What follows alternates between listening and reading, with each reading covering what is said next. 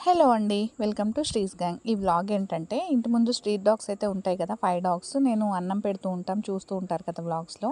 వాటి కోసం అయితే రేడియం బెల్ట్స్ అయితే తెప్పించామండి. ఎందుకంటే ఇది వెంచర్‌లో స్ట్రీట్ డాగ్స్ కదా! రోడ్ మీదే ఉంటాయి. వెహికల్స్ అవి స్పీడ్‌గా వెళ్తూ ఉంటాయన్నమాట. ఒక 5, 6 పప్పీస్ పుట్టాయి. కానీ 2, 3 అయితే వెహికల్స్ తొక్కేసి చనిపోయినాయి. అందుకని చెప్పి అమెజాన్‌లో అయితే ఈ రేడియం బెల్ట్‌లు అయితే ఆర్డర్ పెట్టామండి. ఇంకా వాటికి ఏస్తే ఎంత క్యూట్‌గున్నాయంటే అంత క్యూట్‌గున్నాయి. వాటికి డైలీ అన్నం పెడతాను కదా!